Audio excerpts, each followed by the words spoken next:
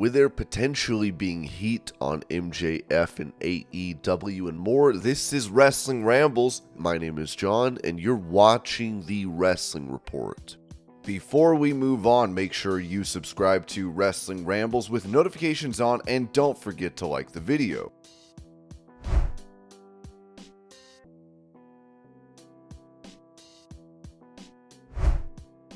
Giving credit to the late great Pat Patterson for changing his perspective on homosexuality, Bruce Prichard said on his Something to Wrestle podcast, "I was homophobic until I met Pat Patterson. It was coming from a place of fear and ignorance on my part, never being educated, never knowing anyone to know that, well, wait a minute, they're just people. They have a different preference than you. Some like Coke, some like Pepsi. When it gets down to it, that's kind of what it is, guys." Pat was proactive about it and went to Roy Shire, founder of the AWA, and says, "You're going to hear a lot of things about me. I'm going to tell you straight up, I'm gay. I have a friend of mine, Louis Dondera, that lives with me. If you have a problem with that, I'll leave tonight." Pat and Louis helped me with that so much. They made everything so normal.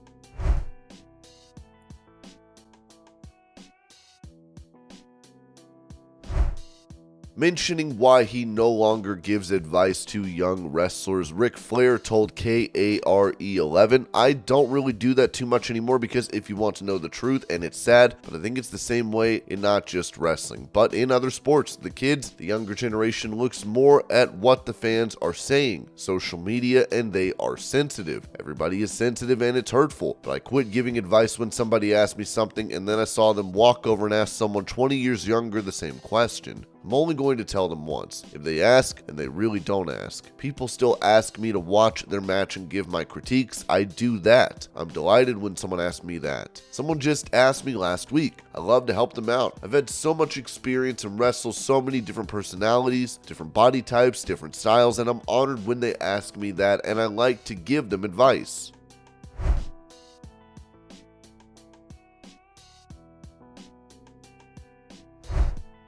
When it comes to the recent birth of her child, Alexa Bliss revealed an interesting fact, writing on X, "I know everything happens for a reason and the world works in mysterious ways. Our daughter Hendrix coincidentally being born on Jimi Hendrix's birthday is one of those moments for me."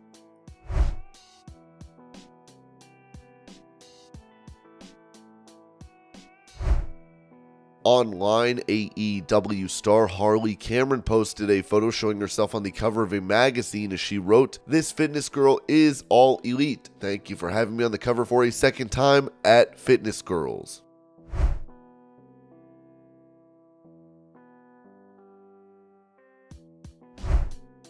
It seems AEW star Sammy Guevara has been granted medical clearance to return to in-ring action, with Dave Meltzer noting on Wrestling Observer Radio he was cleared. I don't know when he was cleared exactly, but it was over a week ago, and it was basically he wasn't going to be there until Time Mello gave birth, and then he would come back shortly after. After that point, when she was about to give birth, there was no point coming back until after she gave birth, but yeah, he's cleared.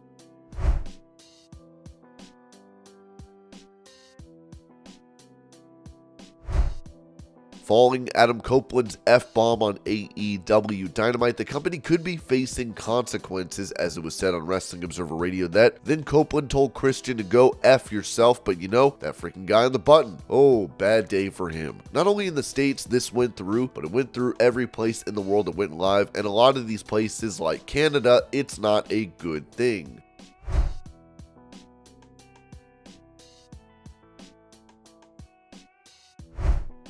Providing a health update on AEW star Bandito, Dave Meltzer said this on Wrestling Observer Radio. "By the way, bad news for Bandito, by the way. Another surgery on the wrist. It didn't heal properly. It's not good at all. It's too bad. He was literally ready to come back, but the bone didn't heal well. It's too bad, because the guy has so much charisma."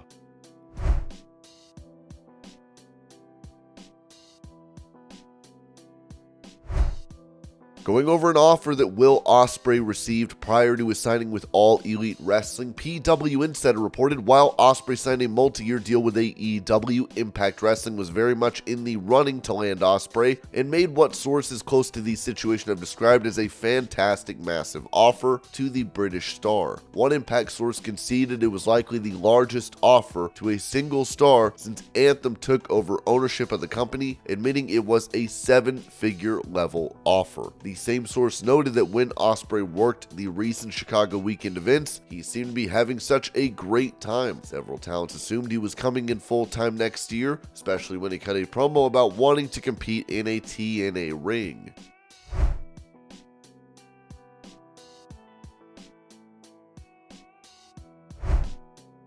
Explaining why CM Punk had no producer listed for his promo segment to end Monday Night Raw, it was said that Ringside News exclusively reported to clarify CM Punk's brand status. We also reached out to confirm the report about CM Punk having his time cut on Monday's WWE Raw. It was reported that CM Punk had no producer listed for his promo on the November 27th episode of WWE Raw. There is a good reason for that, but it doesn't mean they sent the Second City Savior out there without a script. Ringside News was told by a tenured member of the creative team that there was no producer because there was no physicality. It seems that no producer was listed because one was not needed. Punk still had a script for his promo, so he didn't go out there and 100% speak his mind. It was explained to us that producers in WWE are tasked with coordinating the broadcast when physical action takes place. This doesn't necessarily imply that they scripted or conceived the segment, but rather that they communicate with the production team to ensure proper coverage of the physical action. Producers are the people responsible for being on headset when there is physicality. It does not mean the producer wrote or created the segment. It means someone is responsible for telling the truck what is happening so the truck can cover what is going to happen. Since there was no physicality on Punk's promo on Monday, there was no producer.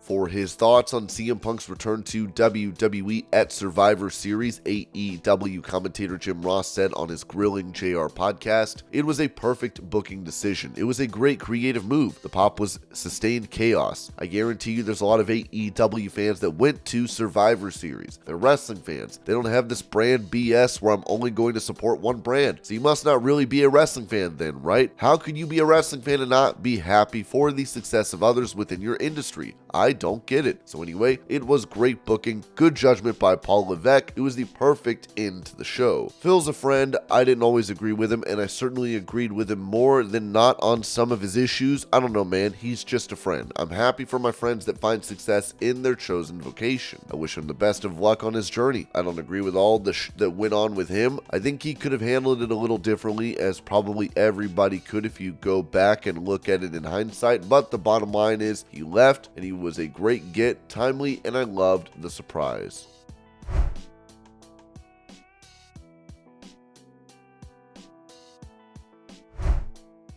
Taking to X prior to AEW Dynamite last night, world champion for the promotion, MJF wrote, "I didn't sleep a wink, in a ton of pain and can't find comfort, but it's Wednesday. We have a show to put on. I hear it all, I read it all, I see it all. I'm wide awake in more ways than one. Let's restore the feeling. Hashtag AEW Dynamite." An account by the name of Unprotected Chairshot responded as it said, "You have almost single-handedly destroyed the feeling. LOL. This post would end up being liked by Britt Baker, Jack Perry, and Sammy Guevara, as this could be a sign that MJF is not that well received backstage in AEW. Kevin Nash would also add to this sentiment, noting on his Click This podcast, "MJF came over and we're talking, and I think he's super over, which I kind of think he's a dick, which is great. But you have to think that there's no way that this guy isn't a dick. I'm sure that there are a lot of guys in the locker room, because he's getting pushed, who would say, yeah, he's a dick, and he's also holding them down. He would have been a good click guy."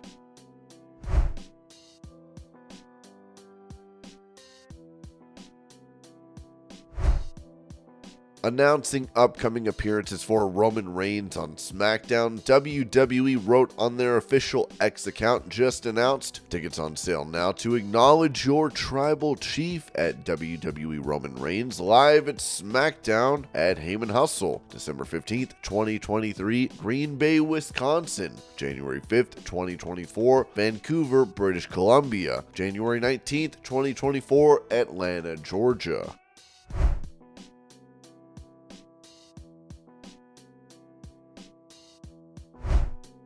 Going over the recent ratings for AEW Dynamite, Ringside News wrote that according to WrestleNomics, the November 30th episode of AEW Dynamite brought an overnight average of 858,000 viewers with a .29 in the 18 to 49 demographic. This number was up from the previous week's outing. This week's episode saw MJF put Samoa Joe over in epic fashion, and that led to tag team match next week against the Devil's Team for the December 5th episode.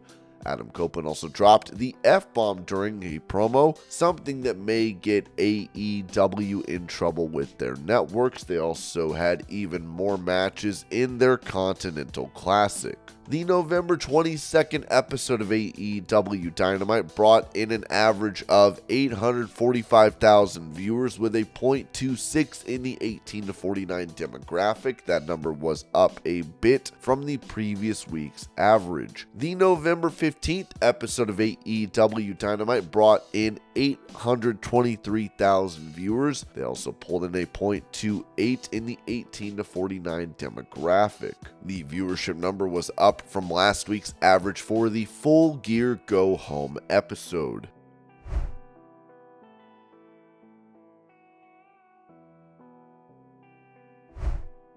Complaining about her lack of time on the microphone in AEW, former women's champion Britt Baker posted on X, tonight's AEW Dynamite MJF live promo time 7 minutes, Christian Cage live promo time 10 minutes. All of 2023 AEW Dynamite Britt Baker live promo time 0 minutes.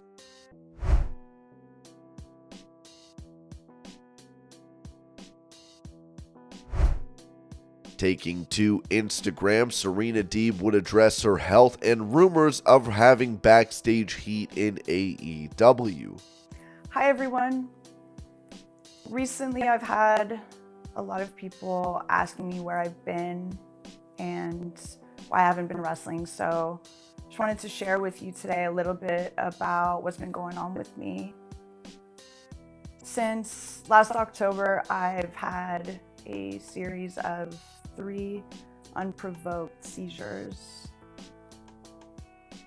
This has been a really traumatic time period for me. It's affected my career and it's affected my life in a lot of ways. It's been really scary for me. I've seen a lot of different doctors. I've had every test imaginable, and for the longest time, nobody could tell me why this happened. Being out of the ring has been really challenging for me. I love professional wrestling with everything in me, and I miss performing. I miss wrestling. I've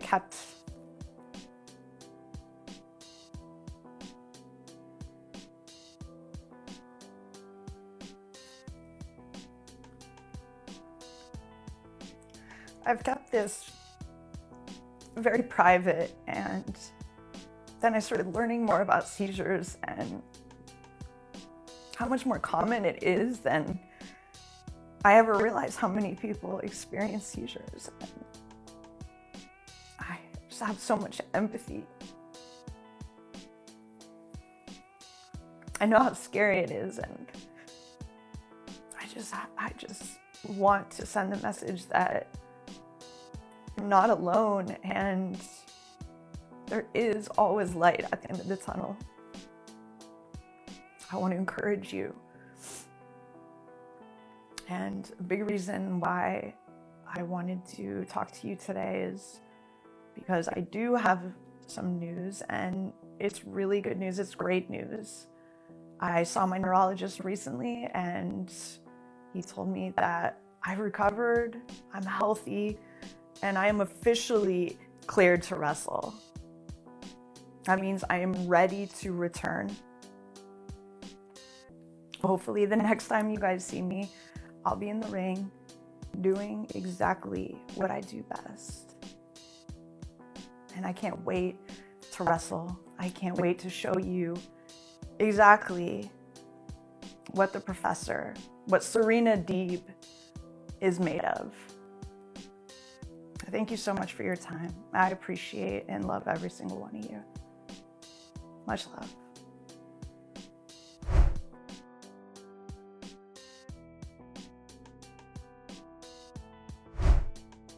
Calling for Mercedes Mone to make her return to WWE, former UFC heavyweight and light heavyweight champion Daniel Cormier told the MMA Hour. So my thought is, the Royal Rumble, maybe Sasha Banks comes back. Dude, remember they were tag team champs. She's won every championship. She's done everything. And right now, her name is like something Monet. She's rocking and rolling in Japan like she's the best.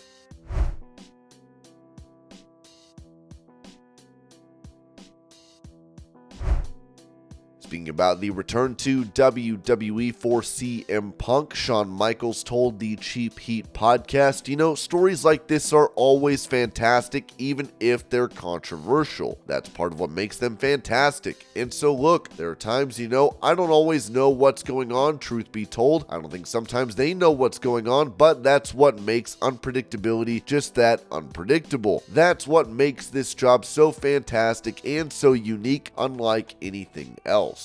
And that's why we've continued to thrive for, 40 plus years as well, because in this line of work, what makes it so fantastic? You're never 100% sure, even if you think you are. You're just not being honest. Of course, you're just saying, I know this is going to happen, but there's always a little piece and you're going like, I don't know, And again, to your point, I think everybody thought this was a bridge too far.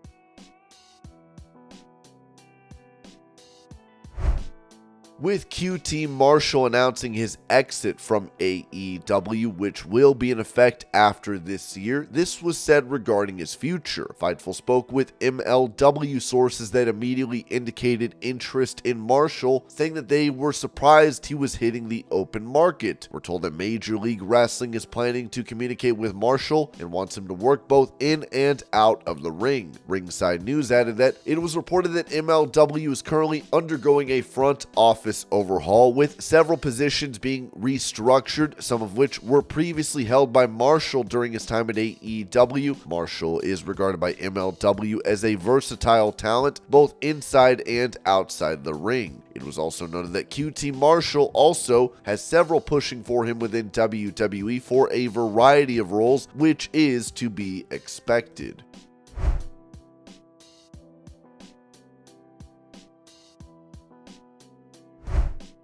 Potentially hinting at his first match in WWE, CM Punk posted a throwback photo from SmackDown years ago where he confronted Rey Mysterio and his family, where Dominic Mysterio was present. It remains to be seen if we get CM Punk versus Dominic Mysterio.